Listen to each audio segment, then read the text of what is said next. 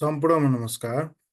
आज फेरि म अर्को नयाँ भिडियो लिएर उपस्थित भइसकेको छु र साथीहरूलाई यहाँहरूलाई मेरो भिडियो मन पर्छ भने लाइक, कमेन्ट र सब्स्क्राइब पनि गरिदिनु म हार्दिक अनुरोध गर्दछु र मेरो च्यानलको नाम सुजन महत रहेको छ र आज चाहिँ म क्याश फ्लो स्टेटमेन्टको 2081 को सेट बिएनसी है प्रब्लम नम्बर 2015 यानि कि 2081 को बी र सी को सोल्युसन गर्न गइरहेको छु र पहिला क्वेसन सुनौ अनि त्यही अनुसार चाहिँ म यहाँ फर्मेट रेडी बनाएर राखेको छु। फर्मेट रेडी नबनाउँदाखेरिमा भिडियो अलि लामो हुने भएको हुनाले मैले त्यसलाई छुट्याउने कोसिस गरिरहेको छु र यहाँ क्वेसनले के भनेको छ भने there are the 2-year balance sheet and other information of a company are as follows.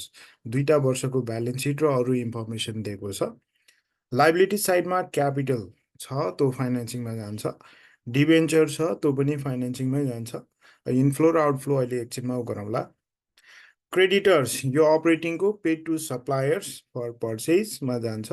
Outstanding expenses र paid to employees and operating एक्सपेन्सेसमा जान्छ भने रिटेन अर्निङ चाहिँ यो चाहिँ जाँदैन। अर्को एसेट साइडमा दिएछ हामीलाई इक्विपमेन्ट, यो इन्भेस्टिङ एक्टिभिटिज हो। इन्भेस्टमेन्ट यो पनि इन्भेस्टिङ एक्टिभिटिज हो।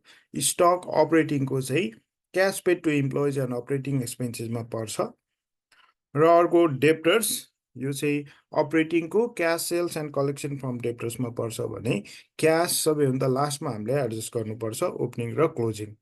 र एडिसनल इन्फर्मेसनमा छ sales for the year second, यो चाहिँ अपरेटिङको फर्स्टमा cash sales and collection from कस्टमर्समा जाने भयो। सेकेन्डमा कस्ट अफ गुड्स सोल्ड यो क्यास पे टु सप्लायर्समा जाने भयो। कस्ट अफ गुड्स सोल्ड चाहिँ आउटफ्लो हुने भयो। Operating expenses cash pay to employees and operating expenses यो पनि आउटफ्लो हो।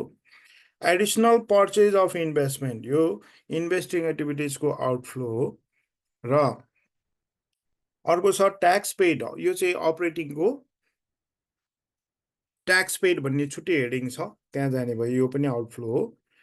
इक्विपमेन्ट सोल्ड बेचेको चाहिँ इन्भेस्टिङको इनफ्लो हो भने पर्चेज चाहिँ के हो इन्भेस्टिङ एक्टिभिटिजकै आउटफ्लो हो र डिभिडेन्ड पेड पनि छ लास्टमा, त्यो चाहिँ के त फाइनेन्सिङ एक्टिभिटिजको चाहिँ आउटफ्लो हो।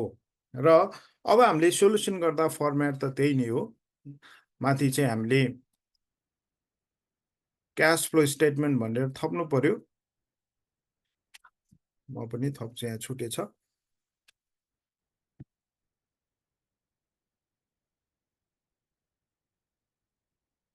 क्यास फ्लो स्टेटमेन्ट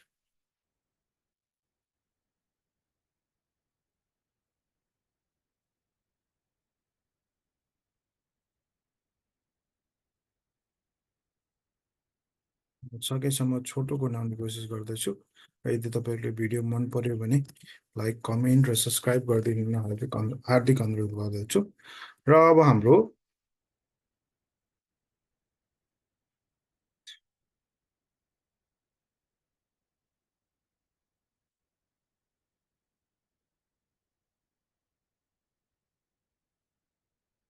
र सेल्स छ, इनफ्लो हो, अपरेटिङमै जाने भयो।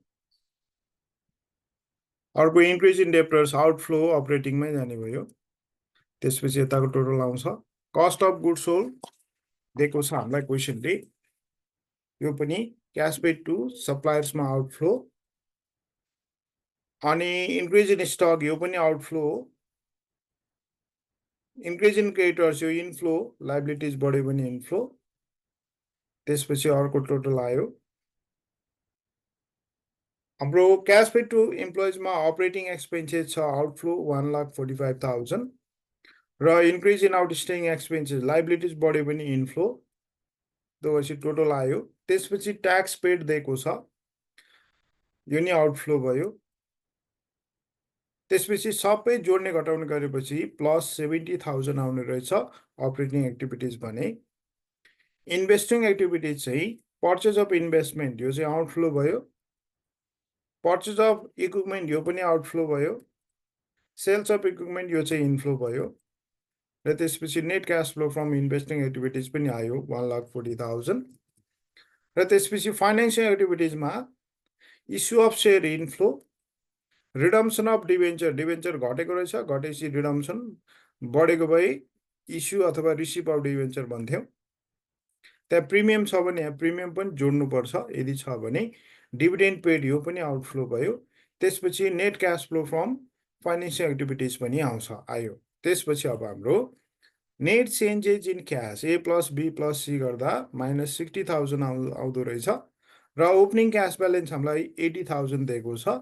यो दुईटा जोड्दाखेरिमा चाहिँ क्लोजिङ क्यास ब्यालेन्स चाहिँ 20,000 आयो, जुन हामीलाई ब्यालेन्स सिटमा नि दिएको छ। यो भएपछि चाहिँ हाम्रो हिसाब मिलेको छ भनेर बुझ्नु पर्यो है। यदि भन्दै आजको यो छोटो बनाउने कोसिस गरेँ है, यो चाहिँ म यही अन्त्य भएको घोषणा गर्न चाहन्छु।